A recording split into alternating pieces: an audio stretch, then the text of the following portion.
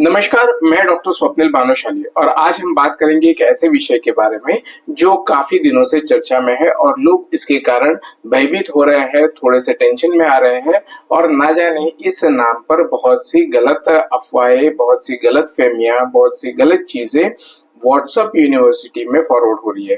तो हमने और हमारी टीम ने सोचा कि इसके बारे में कुछ जन जागृति लोगों में की जाए।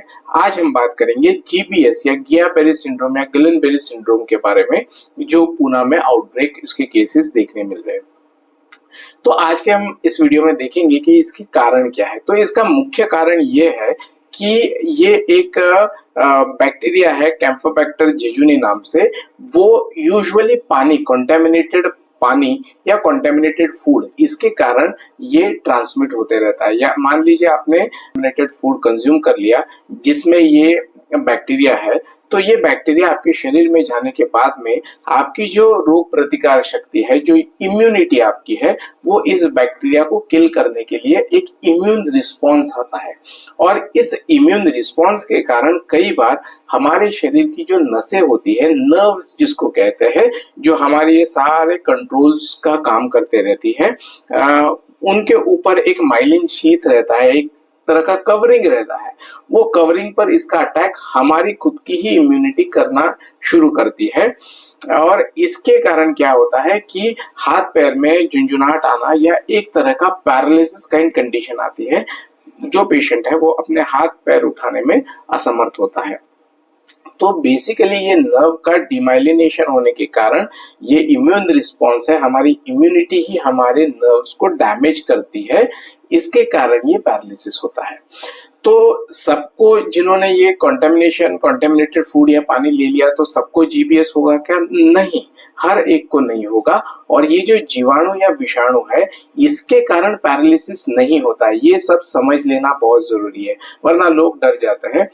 तो कोशिश ये करनी चाहिए कि जो भी पानी या खाना हम खाए वो साफ सुथरा होना चाहिए। पानी उबाला हुआ ही होना चाहिए। उबला हुआ पानी पिएंगे तो ये बैक्टीरिया, वायरसेस मरने की चांसेस रहते हैं और इस तरह से पानी शुद्ध होगा। और इसका निदान कैसे करते हैं? तो मान लीजिए अचानक से किसी पेशेंट को इस तरह से हाथ पैर में झुंझुनाहट आना शुरू हो गया या हाथ पैर पैरालाइज्ड हो गए, तो ये जीबीएस ही है क्या? तो नहीं, इसको पूरी तरह से डायग्नोज करना पड़ेगा। यूजुअल जो स्ट्रोक और पैरालिसिस के कंडीशंस है, उसको रूल आउट करना पड़ेगा एमआरआई, सीटी स्कैन देख करके। कई बार लंबर पंक्चर, मतलब जो हमारी रीढ़ की हड्डी है, वहां से कुछ स्त्राव निकाल के उसका निदान किया जाता है। नर्व कंडक्शन की कुछ मेथड्स होती है, कुछ टेस्ट होती है, वो की जाती है और उससे ये कंफर्म होता है कि आपको जीबीएस हुआ है कि नहीं। तो सबसे पहले डरिए मत, हर किसी को शरीर में ये इन्फेक्शन होने से वो जीबीएस में कन्वर्ट होगा ऐसा नहीं है।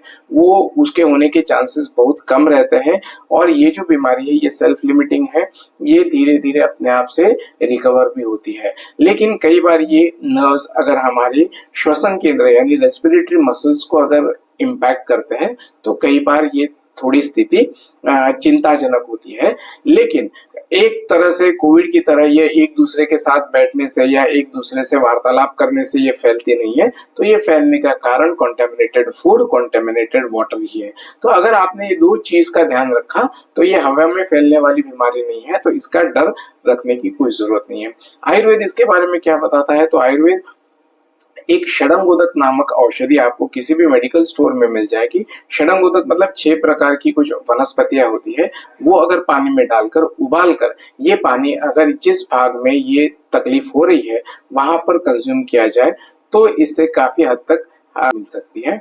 और अगर जीबीएस डेवलप भी हो गया है तो इसमें आयुर्वेद में बताई हुई कुछ चीजें हैं, कुछ ट्रीटमेंट्स है, पंचकर्म की ट्रीटमेंट्स है, वो कर लेने से काफी लाभ होता है। लेकिन ये सारी चीजें वैद्य की सलाह के अनुसार, वैद्य की देखरेख में, डॉक्टर की देखरेख में ही करनी चाहिए। आज का ये वीडियो केवल आपको एक डर के माहौल से बाहर निकालने के लिए है और इसके ऑथेंटिक इंफॉर्मेशन है आप तक पहुंचाने के लिए ये एक छोटा सा प्रयास माइग्राट टीम की तरफ से था।